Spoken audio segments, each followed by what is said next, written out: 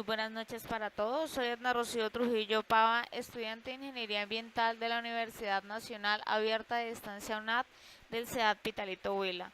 En el día de hoy realizaré la sustentación para la actividad final dentro del curso Modelación Ambiental.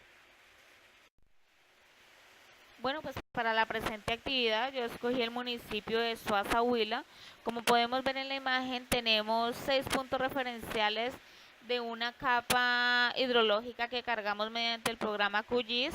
Allí vamos a poder evidenciar y evaluar ciertos parámetros que he escogido, como lo son cloruros, DMO, grasas, sulfatos y turbiedad. Estos parámetros los vamos a tener en cuenta durante un periodo determinado y vamos a poder evaluar cuál es el comportamiento de estos, cómo influye uno con el otro, dependiendo la zona, dependiendo los meses y los años en que se ha hecho la respectiva valoración.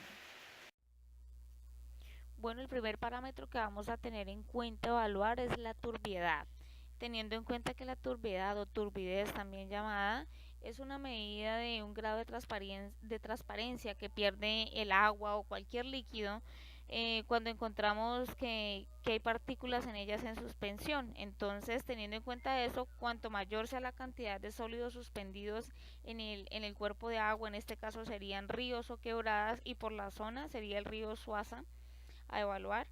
Cuanto mayor sea la cantidad de sólidos suspendidos en él, mayor va a ser el grado de turbidez.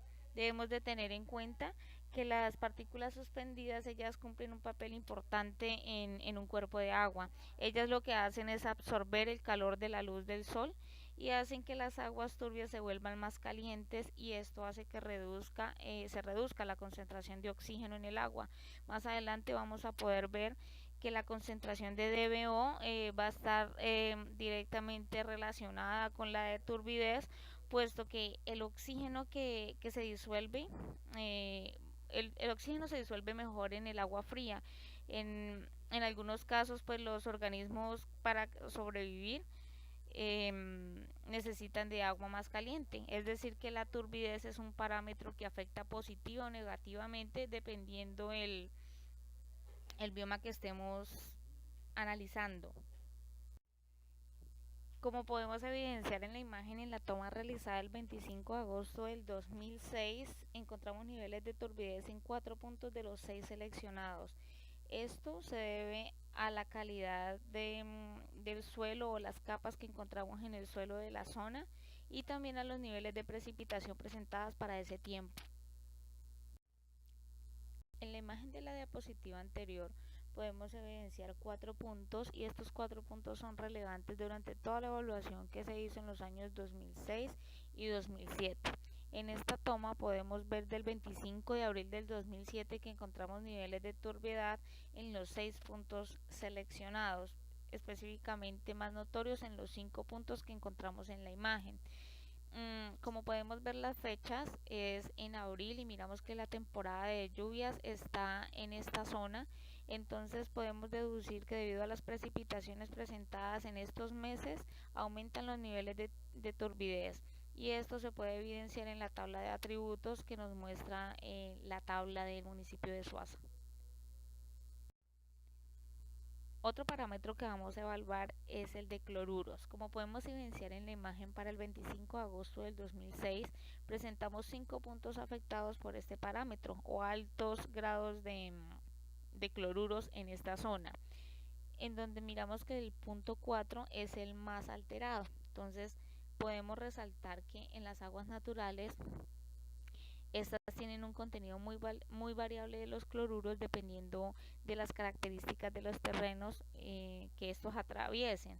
En cualquier caso, pues la cantidad siempre va a ser menor de la de cloruros, la que encontramos en un agua natural, a diferencia de la que vamos a encontrar en un agua residual, ya que los cloruros son indispensables en la dieta para consumo humano.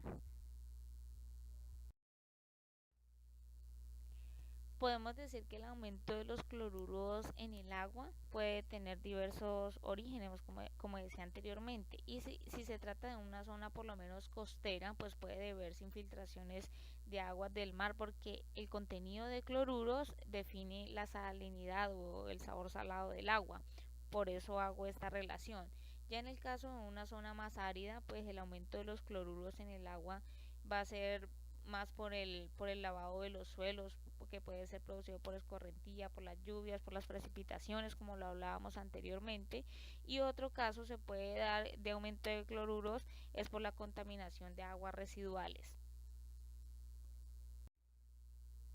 Debemos de tener en cuenta que el contenido de cloruros no suele plantear problemas de potabilidad en las aguas de consumo humano, pero sí el elevado grado de cloruros en el agua puede dañar las condiciones y las estructuras metálicas en el caso de que hayan edificaciones o obras de infraestructura dentro de ellas, y perjudica el crecimiento vegetal, que en este caso los cuerpos de agua se ven afectados en su mayoría por estos casos.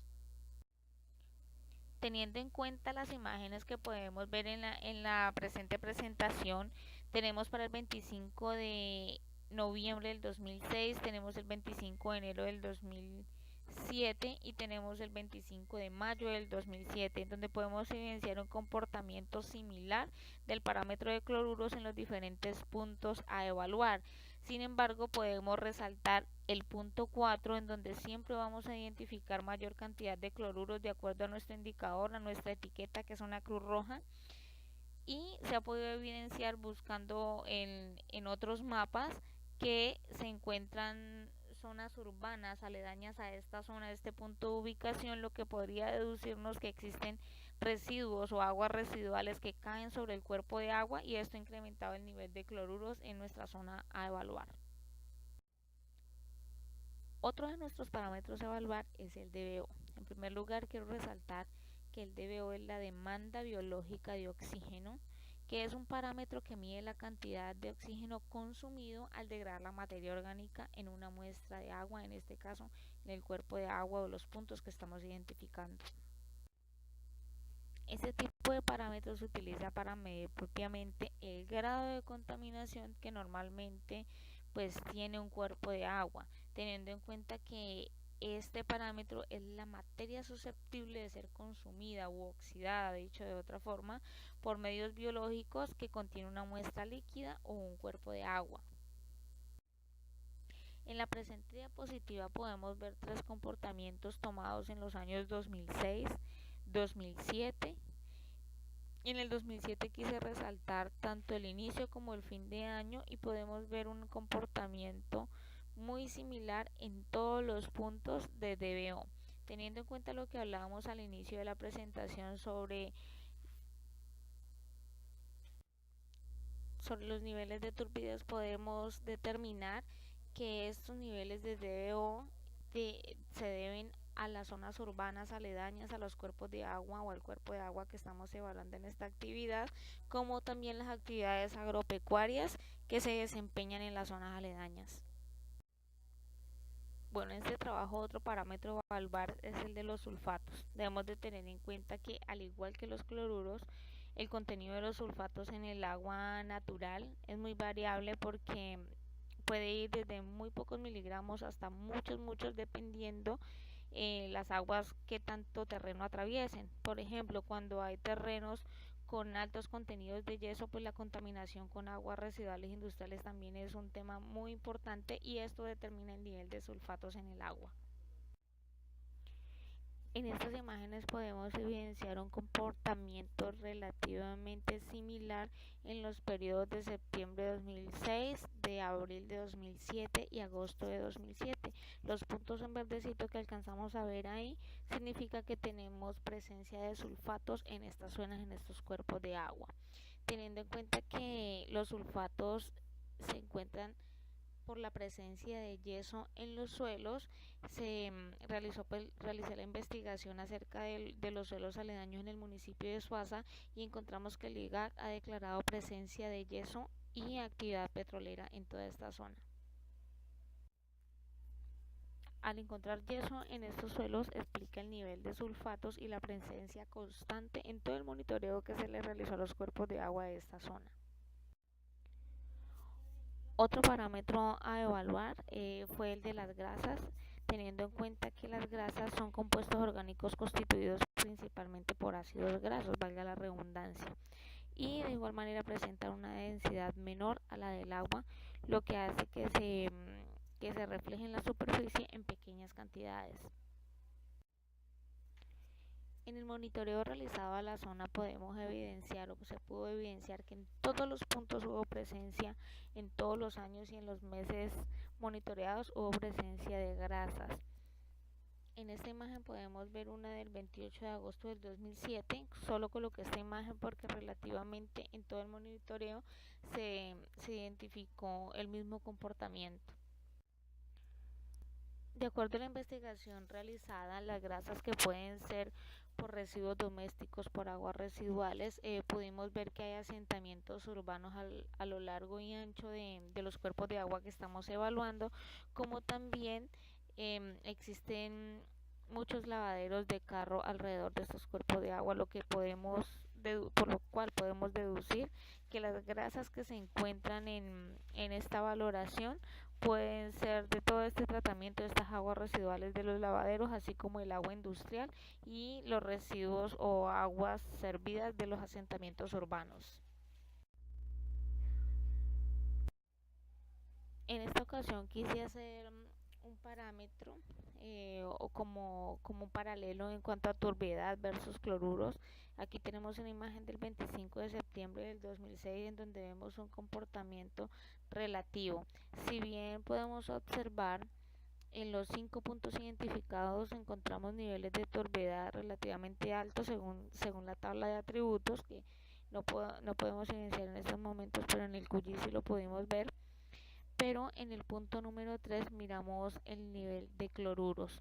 Entonces, según lo que ya he explicado en cuanto a estos dos parámetros, podemos ver que aún habiendo turbiedad, cloruro solamente se presenta en el punto 3, en donde hay mayor asentamientos urbanos. Para el caso de esta imagen podemos ver que en los 5 puntos encontramos tanto turbiedad como cloruros, pero si tenemos en cuenta la fecha que fue el 25 de abril del 2007, un determinante es la temporada de lluvias que se da en el mes de abril, por eso encontramos presente los dos parámetros a la par. En esta imagen podemos ver un paralelo de todos los parámetros anteriormente descritos. Entonces aquí podemos ver que en el punto 1 existe en presencia de todos los demás parámetros menos de los cloruros, posiblemente por ser una zona más montañosa. En el punto 2 ya encontramos presencia de cloruros con los demás parámetros como la turbiedad.